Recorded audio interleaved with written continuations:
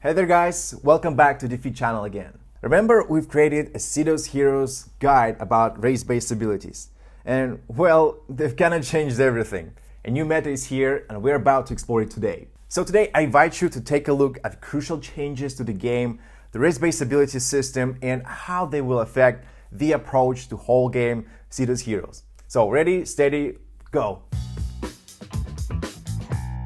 But before we start, don't forget to smash that like and subscribe down to the channel. Well, and you don't want to miss our upcoming videos, so activate notifications. I really appreciate that. So let's get going to the video.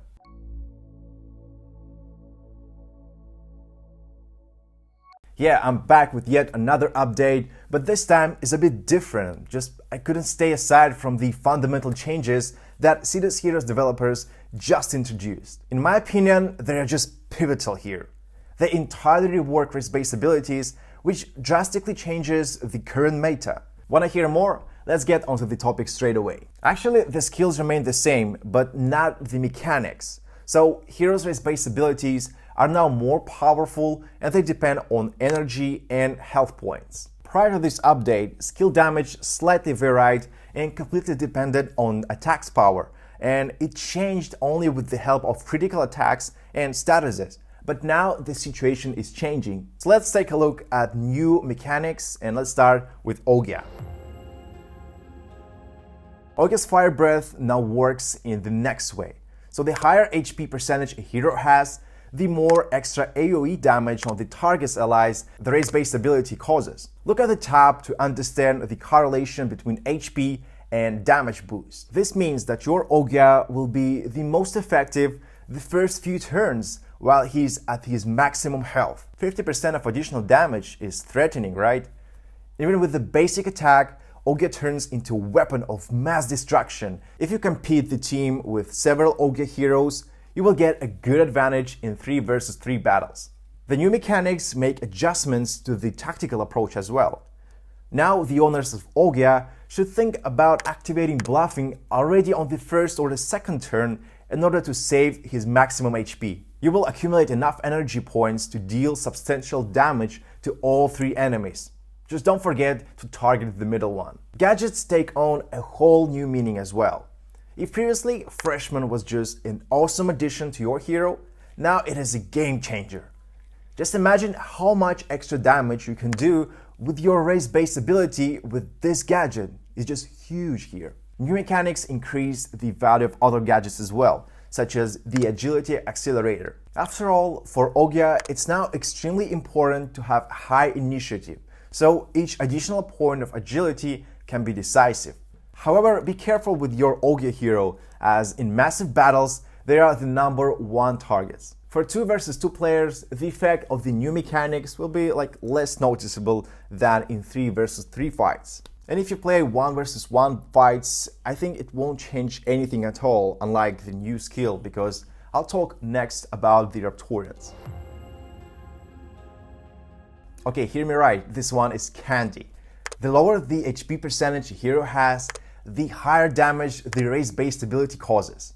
So when you drop to 20%, your basic attacks turn into a wave modulator, but only cost 1 energy. Check out the details in the top here.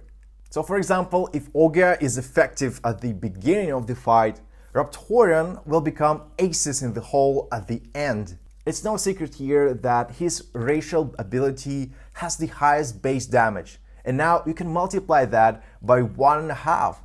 If you manage to build up enough energy points before the Raptorian dies, you will deal staggering damage to your enemy. The new mechanics allows you to forget completely about weapons because your racial ability now damages like a weapon. The approach to using bluffing will also change.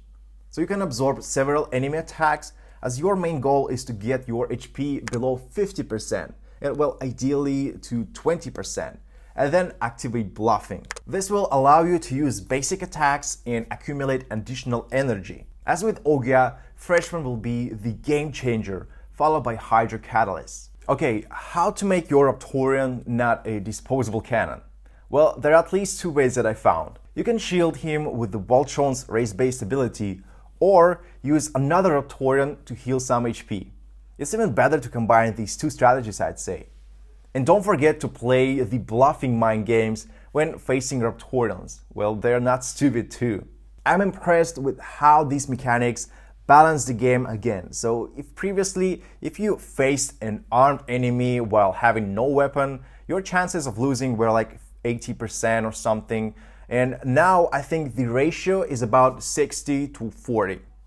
Weapons will also give you an advantage, but not as crucial as before. And now let's go to the final race, Voltrones. The gimmick here is like the more energy points this hero has, the higher damage the race base ability causes. And Voltrones turn into doomsday weapons now. Check out the details here.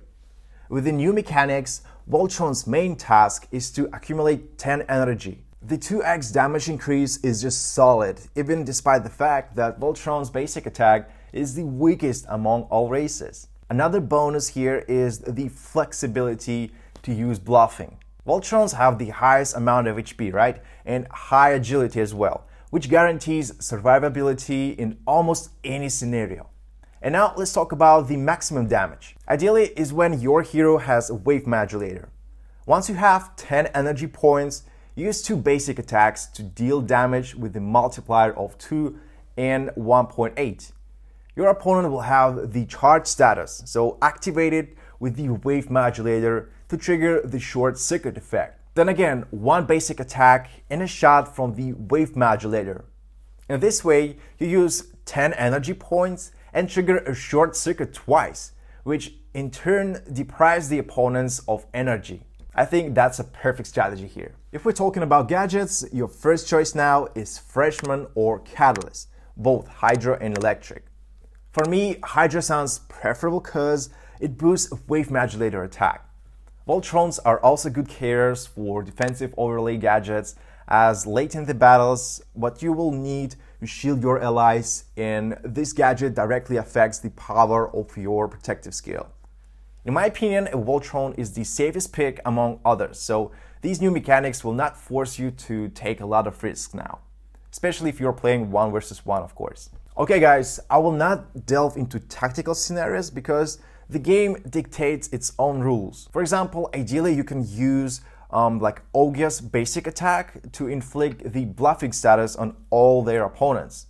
That being said, Ogya should use bluffing early. Then you might want to activate the steam effect with the Raptorians basic attack when his HP drops below 50%. Well, it sounds nice on paper of course, but in the real fight, things can go wrong. My advice here is to learn new mechanics along the way on your own and work out the sequence of actions for specific situations. This will also allow you to remain flexible and improve your chances of winning. On my behalf, I want to say that this introduction of new race-based abilities mechanics will completely change the meta. It is also great that SIDUS HEROES developers love big challenges and changes, and I think the game will become more and more interesting to play and fight in the battle arena. And I always recommend you to play too, because with each update, the game becomes more and more diverse.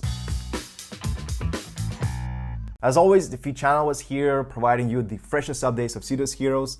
Don't forget to drop a like for our efforts, and see you soon in the next episodes.